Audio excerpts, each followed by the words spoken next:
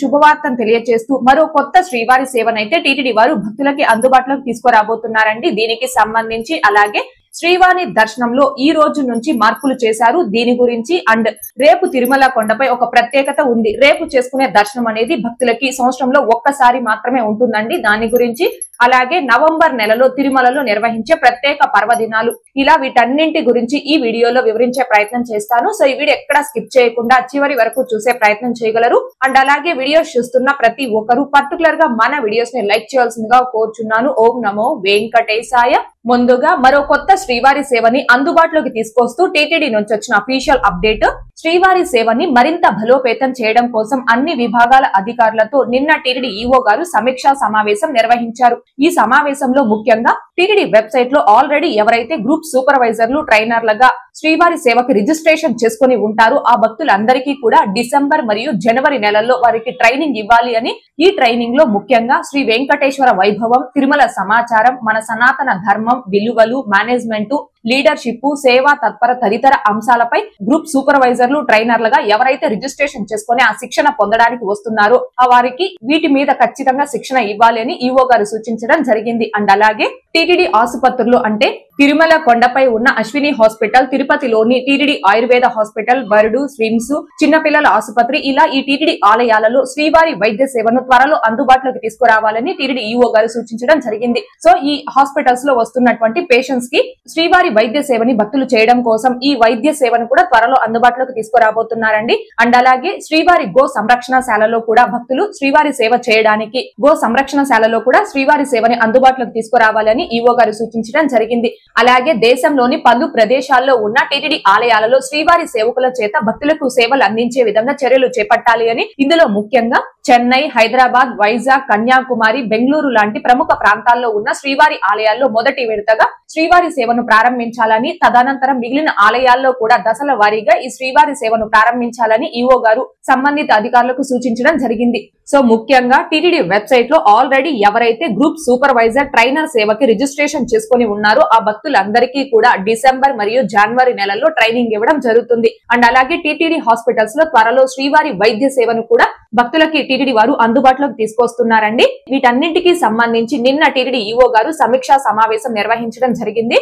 ఇకపోతే అక్టోబర్ 31వ తేదీ అనగా నిన్నటి వరకు శ్రీవాణి ట్రస్ట్ బ్రేక్ దర్శనం ఆన్లైన్ లో బుక్ చేసుకున్న వాళ్ళకి ఉదయం టైంలో దర్శనం ఉండేది. ఆఫ్లైన్ లో ఈ టికెట్స్ పొందిన భక్తులకి సాయంత్రం 4 గంటల సమయంలో దర్శనం ఉండేది. కానీ ఈ రోజు నుంచి అనగా నవంబర్ 1వ తేదీ నుంచి ఆన్లైన్ అండ్ ఆఫ్లైన్ లో శ్రీవాణి ట్రస్ట్ బ్రేక్ దర్శనం టికెట్స్ ని పొందినటువంటి భక్తులకి సాయంత్రం 4 గంటల సమయంలో మాత్రమే దర్శనం ఉంటుందండి. సో ఆన్లైన్ లో కావచ్చు, ఆఫ్లైన్ లో కావచ్చు, శ్రీవాణి ట్రస్ట్ బ్రేక్ దర్శనం టికెట్స్ ని పొంది స్వామి వారిని మొదటి గడప నుంచి దర్శనం చేసుకోవాలి అనుకునే భక్తులు ఈ సమయాన్ని గమనించుకోగలరు.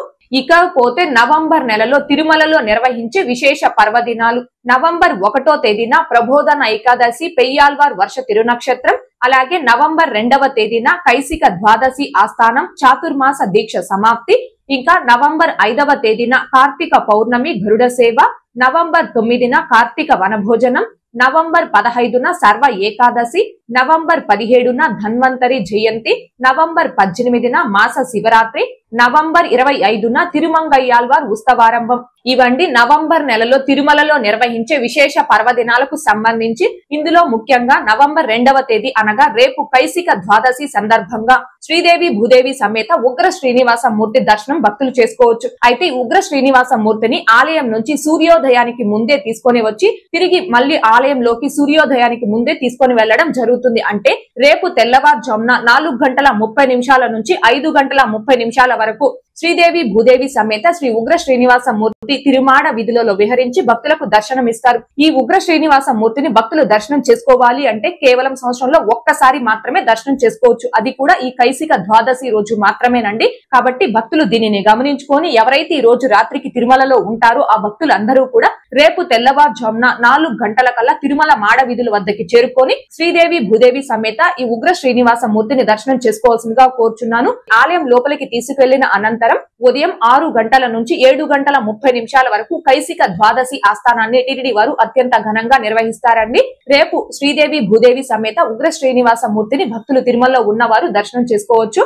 అండ్ అలాగే ప్రతి నెలలో పౌర్ణమి సందర్భంగా స్వామి వారికి గరుడ వాహన సేవను నిర్వహిస్తారు. ఈ నవంబర్ 5వ తేదీన కార్తీక పౌర్ణమి సందర్భంగా రాత్రి 7 గంటల నుండి 9 గంటల వరకు శ్రీదేవి భూదేవి సమేత శ్రీ మలయప్ప స్వామి వారు గరుడ వాహనంపై తిరుమాడ వీధులలో విహరించి భక్తులకు దర్శనమిస్తారు. ఇకపోతే నవంబర్ 9వ తేదీన తిరుమలలో కార్తీక వన భోజనాలను టీటీడీ వారు నిర్వహిస్తున్నారండి. ప్రతి సంవత్సరం కూడా కార్తీక మాసంలో ఈ వన భోజనాలు నిర్వహిస్తారు. అయితే గోగర్భంకి సమీపంలో ఉన్న పార్వేట మండపంలో ఈ వన భోజనాలు నిర్వహిస్తారు. వన భోజనాలు నిర్వహించే రోజున అనగా నవంబర్ 9వ తేదీ ఉదయం శ్రీదేవి భూదేవి సమేత శ్రీ మలయప్ప స్వామి వారు ఊరేగింపుగా పార్వేట మండపం వద్దకి చేరుకొని అక్కడ ఉదయం 11 గంటల నుంచి మధ్యాహ్నం 12 గంటల వరకు పాలు, పెరుగు, తేనె, సుగంధ ద్రవ్యాలు ఇలా వీటన్నింటితో కూడా స్వామి వారికి స్నాపన తిరుమంజనం నిర్వహిస్తారు. అనంతరం మధ్యాహ్నం 1 గంట నుంచి వనభోజన కార్యక్రమాన్ని నిర్వహిస్తారు. ఈ కార్యక్రమం అయిపోయిన తర్వాత తిరిగి స్వామి వారిని ఆలయంలోకి తీసుకురావడం జరుగుతుంది. అయితే నవంబర్ 9వ తేదీ ఈ కార్తీక వనభోజనాల కారణంగా